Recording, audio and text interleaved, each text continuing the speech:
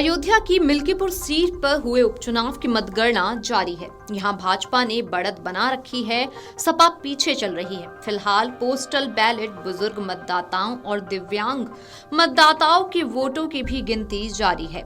यहां पर सुरक्षा के कड़े प्रबंध किए गए हैं। इसी बीच उत्तर प्रदेश के उप मुख्यमंत्री ब्रजेश पाठक ने कहा कि दिल्ली में भाजपा प्रचंड बहुमत की ओर बढ़ रही है। मिल्कीपुर में भी भाजपा जीत रही है। मैं दिल्ली और मिल्कीपुर के सभी मतदाताओं का आभार व्यक्त करता हूं। समाजवादी पार्टी जब भी हारती है तो बेबुनियादी आरोप लगाती है। प्रदेश की जनता ये बात भली भांति जानती है। जनता पार्टी प्रचंड बहुमत की ओर अभी पोस्टल बैलेटों की गिनती चल रही है, उसमें आगे बढ़ रही है और मिल्कीपुर में भी भारतीय जनता पार्टी ही जीत रही है। मैं दिल्ली विधानसभा में दिल्ली के सभी मतदाताओं का और मिल्कीपुर में सभी मतदाताओं का हृदय से आभार प्रकट करता हूं, बहुत बहुत अभिनंदन करता हूं। माननीय प्रधानमंत्री नरेंद्र मोदी जी की गरीब कल्याण योजनाओं पर जनता ने मोहर लगा दी। यानी कि एग्जैक्ट पोल होने वाले, आप लोगों ने भी काफी मेहनत करी। अभी चूंकि पूरा परिणाम आना बाकी है, लेकिन जो प्राथमिक रुझान प्राप्त हुआ उसमें भारतीय जनता पार्टी प्रचंड बहुमत की ओर आगे बढ़ रही है। और ये मिल्कीपुर वगैरह को लेकर जो आरोप लगाए जा रहे थे, समाजवादी पार्टी जब हारती है इस प्रकार के अनर्गल आरोप लगाती है। प्रदेश की जनता अच्छी तरह इसलिए जानती है।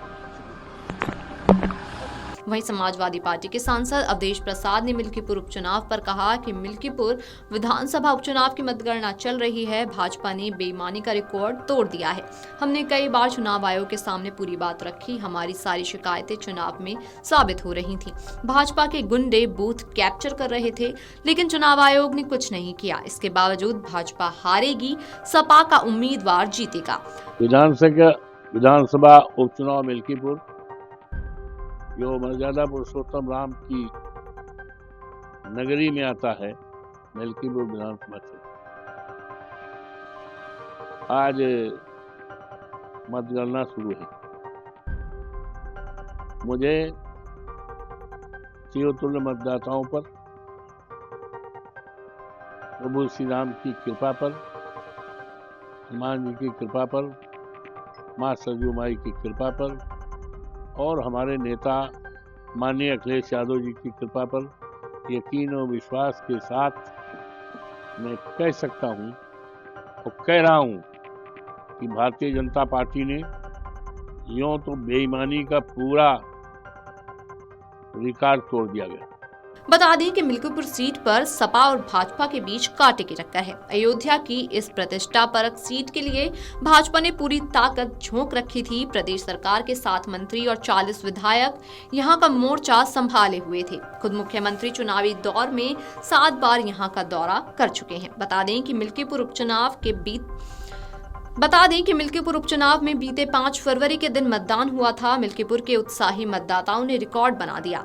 वोटों की बारिश कुछ इस तरह हुई कि विधानसभा क्षेत्र ने न सिर्फ प्रथम श्रेणी में पास हुआ बल्कि नया कीर्तिमान भी बना डाला। वर्ष 2022 में हुए अब तक के सर्वाधिक 7.44% मतदान को पीछे छोड़ते हुए उपचुनाव में 65.35% मतदान हुआ।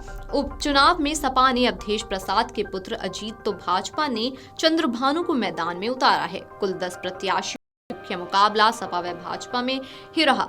मिल्कीपुर उपचुनाव समाजवादी पार्टी और भारतीय जनता पार्टी के लिए प्रतिष्ठा की लड़ाई बना हुआ है। ये सीट राजनीतिक रूप से महत्वपूर्ण अयोध्या जिले का हिस्सा है। पिछले साल के लोकसभा चुनाव में फैजाबाद लोकसभा सीट जीतने के बाद सपा सांसद अवधेश प्रसाद की ओर से सीट खाली करने के बाद उपचुनाव की जरूरत पड़ी थी।